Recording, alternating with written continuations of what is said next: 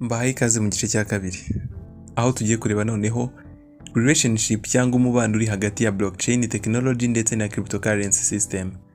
Turebe blockchain technology ihuriye na cryptocurrency system.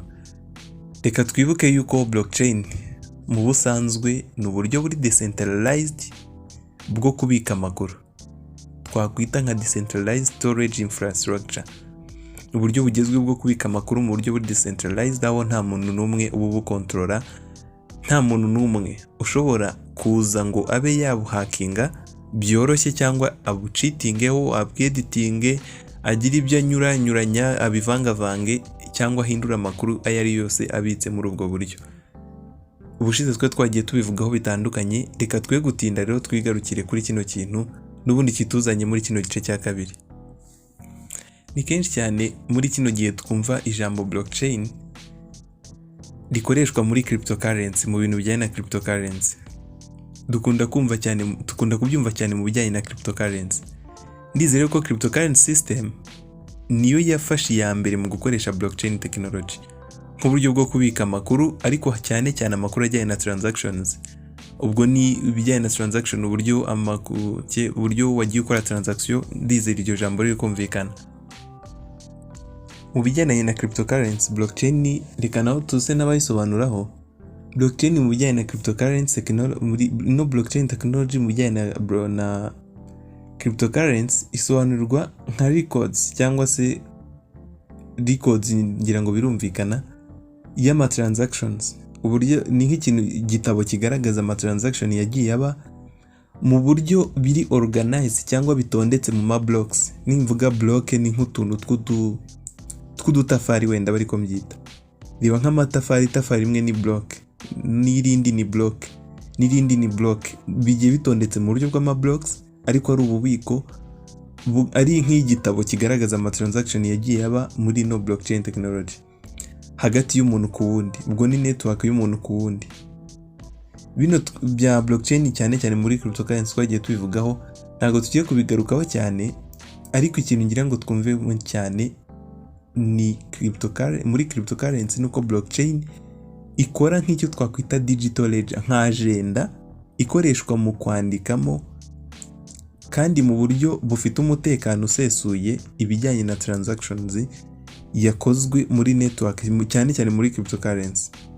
Reka tufate blockchain nka financial institution, nk'ikigo gishinzwe gukontorora ibijyanye n'umutungo n'iby'imitungo. Dufate ko bafite agenda bandikamo ibyasohotse n'ibyinjiye n'amafaranga yagiye akoreshwa, nk'ibyo ngibyo mu buryo buri digital. Iyo agenda niyo twakwita blockchain, ariko nanone ikoresha ama blocks imwe ku yindi zigiye zitondetse. Ngira ngo blockchain mu magambo make urayumva, kandi nanone ntabwo ari ubwa mbere tuyivuzeho, twagiye tuyivugaho bihagije. Iyi blockchain twe tuyise nka financial institution, ariko nanone financial institution reka nyivugeho gatoya. Financial institution reka tuyifate nka company ikora ibintu bijyanye n'amafaranga.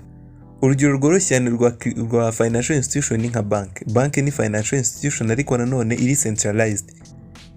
Ngira ngo ijambo centralized rimaze kumenyekana ku buryo kurivuga bitari ngombwa kurisobanura. Navuga centralized, navuga decentralized, ni amagambo abiri amaze kumenyekana ku buryo atari ngombwa kuyasobanura. Bank nayo rero ni financial institution, ni ikigo gikora ibintu bijyanye n'amafaranga afatika mu buryo buri centralized. Ariko nanone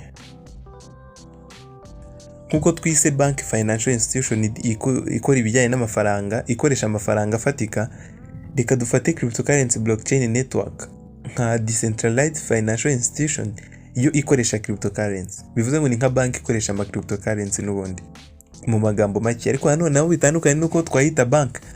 Twiko bank iri centralized mu gihe ino blockchain ari decentralized. Kuba Pi network rero nayo ari cryptocurrency blockchain network. Hanyuma ubwo ngo bishatse kuvuga ko dukwiye kumva yuko Pi network nayo ari decentralized financial institution idiringa n'amafaranga n'undi ya cryptocurrency yayo bwite azwi nka Pi.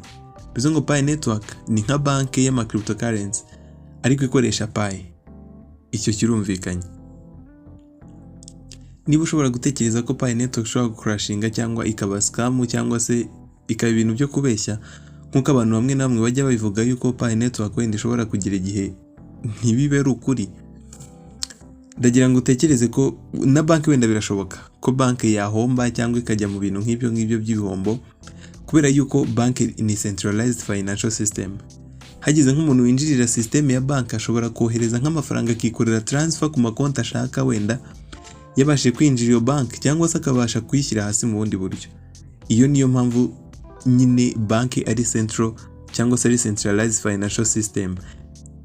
Aho umuhaka yabashije kubinjira ashobora gukora icyo ashaka ndetse akaba yakuramo amafaranga yose akayamara. Ariko ibi ngibi ntibishoboka kuri blockchain network bitewe n'impamvu zose twagiye tuvuga haruguru. Mu gice cya mbere twavuze uburyo ino blockchain network yubatse, uburyo igiye yubakitse, uburyo bigoye kuyihakinga, ndetse n'uburyo iri decentralized itari centralized in technology system. Ibi ngibi birumvikanisha yuko muri ino Pi network nka blockchain network koresha byo bigoye cyane nkuko byakorohera banki. Kuri blockchain network aho biragoye ko umuntu wari wese ashobora kuyihakinga akaba yagiye ikintu akora icyo ari cyo cyose kuri ino blockchain network. Twakabaye tugiye kubijyamo cyane tukavuga no kubijyanye n'amanozi ndetse na network effect zo muri Pi, ariko reka twe kubigira birebire. Ngira ngo ibi twagiye tubivugaho ndetse tuzanakomeza tubivugaho n'imbere, ariko byibura dusoza turagira ngo turebe icyo usigaranye. Ese ubashije kumva hari icyo ukuye muri bino biganiro byibura dutanze? Niba hari icyo ukuyemo ushobora kutubwira tukamenya niba se byagize umumaro cyangwa se niba byabashije kumvikana. Ese ubashije kumva imbaraga Pi network ifite? Ubashije kumva uburyo Pi network ishobora kuba next digital universal currency, nk'ifaranga ishobora kuba ifaranga rizakoreshwa cyane n'abantu benshi ku isi mu gihe kiri imbere? Ese ibyo biramutse bibaye wabasha kumenya uburyo byitwaramo, wamenya icyo bisobanuye? Twibuke ko ikintu twakwita nka main factor, impamvu nyamukuru ikomeye ituma agaciro k'ikintu cyane cyane muri cryptocurrency ikomeza kugenda izamurwa n'uburyo ikomeza kugenda ikoreshwa cyane, aribyo twakwita nka utility. Twibuke ko muri cryptocurrency uko ikomeza gukoreshwa cyane ariko valeur yayo igenda izamuka, ariko agaciro kayo kagenda kazamuka. Hanyuma utekereze ibyazaba Pi iramutse ibaye ifaranga rikoreshwa n'abantu benshi nkuko se wenda idolari rikoreshwa. Utekereze iramutse bikoreshejwe, aha ndizera nawe uri buhite wumva abantu iyo bavuga ko ishobora kugera kuri valeur y'ibihumbi 314,519 by'idolari. Ibi ushobora guhita wumva iyo abantu babivuga, wenda rimwe na rimwe aho biva n'ubwo wenda rimwe na rimwe biva muri consensus z'abafana, ariko ushobora guhita ubumva ku rundi ruhande. Ntago ndi umufana cyane ukomeye wa consensus, nta nubwo mvuga ku bintu cyane bya consensus, nta nubwo njya nzitora yego, si uko ntagikiye iyo consensus y'ibihumbi 314,519 by'idolari, si nuko ntabishyigikiye, ahubwo njya numva abantu benshi bakunze kubyitiranya cyane ku mpamvu nyamukuru ya consensus ya bino bagiye bakora twakwita nka campaign yo gushyigikira consensus price. Icyo mba nshaka ko tugeraho hanini ni ukumva agaciro ka Pi. Ntago ahanini dushishikajwe n'igiciro cya Pi uko cyaba kose, uko byaba bimeze kose, ahanini ni agaciro ka Pi. Nitumara guha Pi agaciro n'igiciro kizaza kandi ari cyiza. Reka tubanze tuyiha agaciro byibura bimenywe neza ko koko Pi ari ifaranga ifite agaciro. Hari bamwe bagenda babifeka se bitewe n'uburyo babyumva cyangwa se bitewe n'uburyo bumva bishakira kuba bakire cyane bitewe na Pi, ariko nitutoyiha agaciro n'icyo giciro dushaka kiri hejuru ntacyo tuzabona.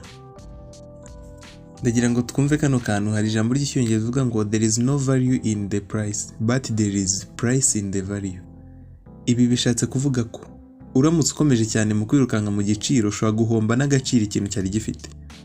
Ugasanga niba ari ikintu gishobora gutakaza agaciro kucyifuzamo amafaranga menshi, ubwo ni igiciro kiri hejuru, ugasanga n'aka gaciro cyari gifite karatakaye. Ariko nuramuka ukomeje kwihata mu guha ikintu agaciro, n'igiciro cyacyo kizazamuka ndetse bizizana, ntabwo uzamenya aho biturutse. Uko uzamura agaciro niko n'igiciro kizamuka, ariko ushobora kuzamura igiciro ahubwo agaciro kakamanuka ubireba. Waho bigeze aho wumva yuko ufite agaciro cyane kuba urimo uramininga Pi network, ndetse na Pi network ni agaciro.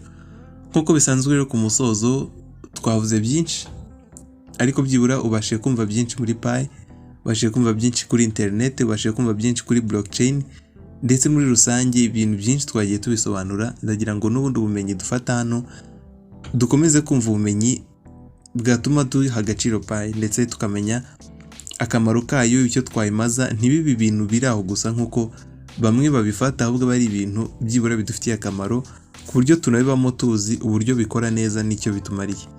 Mwari kumwe na Robert rero muri Star Technology. Niba ari ubwa mbere tubanye, byaba byiza ukoze subscribe kugira ngo utazajya ucikanwa na bino biganiro byacu.